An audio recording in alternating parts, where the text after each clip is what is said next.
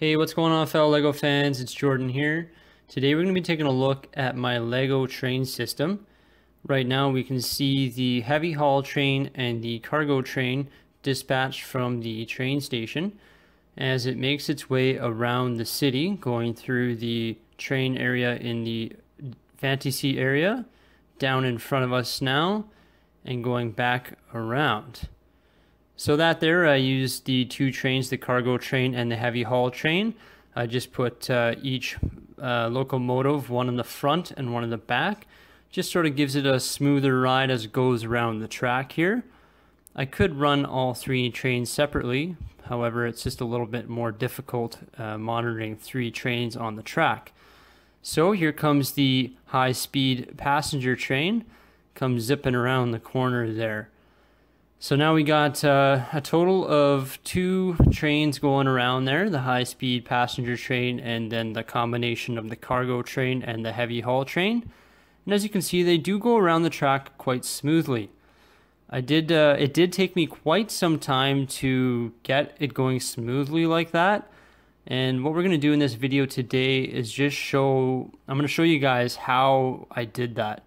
It's taken a lot of trial and error, really. I've adjusted my train track quite a bit. Here's a different angle of the two trains going around the track, just so you can see sort of like the industrial port area there. And here's another angle here where they go around the ocean and fly by the train station that's right in the fantasy area. So as you can see, they are quite smooth, and they actually are going up a gradient because fantasy area is a little higher than the city, so it does have to go up a gradient there. So what we're going to do in this video is show you how I installed the SkyTrain track and how I made the trains run smoothly on the track as it went up the gradient between the two different heights in the fantasy area and the city. So from this angle here, we can see the raised train track running the span of the table. What I used is these pieces here, which are actually Lattice Tower pieces, which are 2 by 2 and 10 tall, and they're called Lattice Tower 2 by 2 by 10 with cross. These can actually be acquired on Bricklink or from the Lego store, and it's official Lego piece number 95347.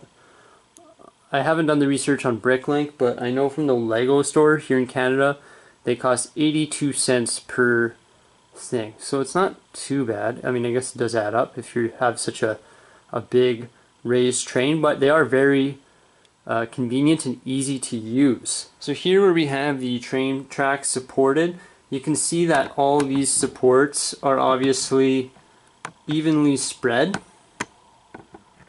Now these train supports are 14 studs apart, and it feels like I laid hundreds of them. So there's two ways that you could do it. Is you could just count 2, 4, 6, 8, 10, 12 all the way up to 14 every time. But what I did is I constructed what I call a jig. So this is a 14-piece span. So all that I did is I laid this between each truss or between each lattice piece, and it acted as a guide. So it's just, okay, that's 14 apart, that's where the next one goes, and it's lined up so you know exactly where it goes, so there's no question. So I didn't lay it, like I didn't lay a single truss and then I put a track on, then lay another truss and then lay another track on. What I did is I laid all the trusses first, or the lattices. So went around and I laid all of them,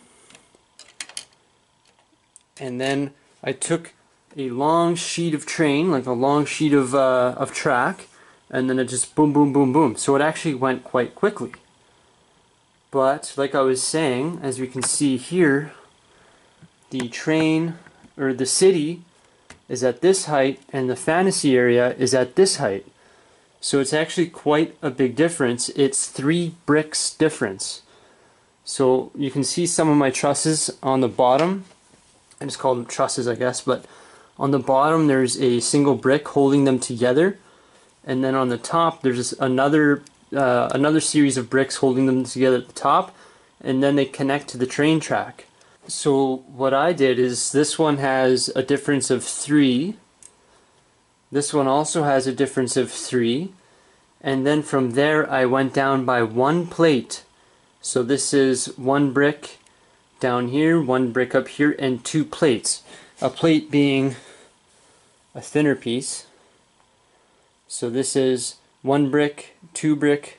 So this is 2 bricks, 2 plates. Then it goes 2 bricks, 2 plates again. Then it goes to 2 bricks, 1 plate. 2 bricks, 1 plate again. Then it goes to 2 bricks. Then 2 bricks. Over here. Then it goes 1 brick, 2 plates. 1 brick, 2 plates. It just gives it a nice smooth gradient that's very easy for the trains to go down and up. Could I have been a little bit more aggressive and removed 1 plate per support beam? Absolutely I could, but then it starts going down a lot quicker. So if you have the space, it's better to do it with a smaller gradient. So the track that you see the big long train sitting on is the same thing. So it goes down by 1 plate every second truss or every second support.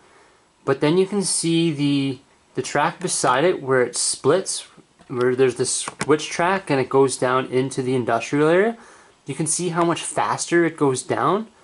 Well, obviously because I'm trying to bring it down to ground level there, but that one's going, every single stud goes down by 1 plate, so it does go down quite a bit more, quite a bit quicker. The reason it goes down 1 plate every support is because I didn't have the room, didn't have the length to get it down as slowly as I did, so it is a little bit more of a gradient going down there. So here's the view of the switch track as it comes down and into the industrial sort of train area. And then it comes down around the corner. There's another switch track there splitting into a few more tracks, and then a couple more switch tracks so I can get multiple ports. So some of the train ports are, unfortunately, I was forced to use flex track because I actually ran out of straight track. I would have much rather used straight track because the straight track clips down into the plates and it just makes it a lot smoother for the trains. So obviously one flaw in my current train layout is it's blocking off the ocean here. There's no way for the boats to leave the dock and then go into the ocean.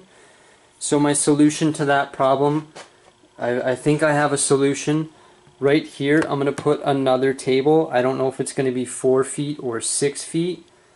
But this table here will be the ocean. So the ocean will run along here. And then this here, where the ocean currently is, will become more city. So it's going to give me a lot more room for more city. The train will sort of stay put where it is and go around the city. But all that will become city. And then the ocean down here, where it will not be sort of enclosed by the train track. So that is a solution that I have to that problem. I do plan on doing that. The only thing that I have a problem is now is I just installed this shelf with my Star Wars ships. So it's like, if I put a table there that's 2.5 feet wide, how am I going to fit between here? It's just a really small gap. So I probably have to move this shelf even though I just installed it.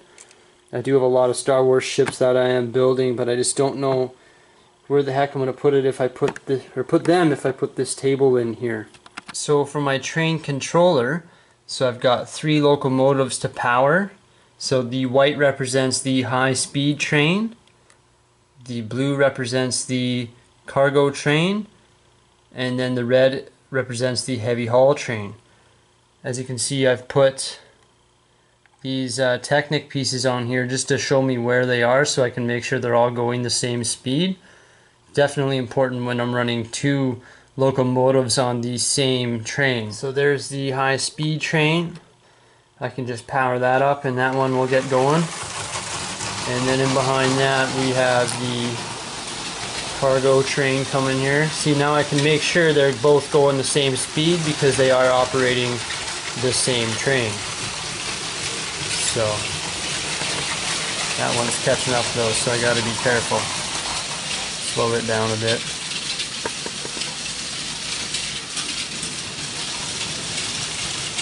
So now with this little Technic bits on here, I can make sure they're all operating at the same speeds. So that's about it for today, guys. That's sort of my train update. Let me know what you think by commenting below. If you have any questions about anything, feel free to comment below as well. If you guys do like that video, feel free to give it a big thumbs up. And also subscribe to my channel, because I do plan on expanding my city, making a bunch of cool new stuff. You can also see like what's on this train here right now. I'm gonna change that, sort of put more like shipping containers on there, maybe like oil containers, grain carts, stuff like that. Because like what's it hauling right now? It's hauling a helicopter, it's hauling a backhoe, it's hauling some industrial wire, and like a cattle. Like I don't really see trains hauling that too often, so I am going to be changing that train. I'm going to be changing all the carts on it so it looks more legit. So like it'll be carrying grain and oil and just cargo things. So as always, guys, that's it for today. Do appreciate anybody watching this video. Keep calm, build on. Jord Bricks out.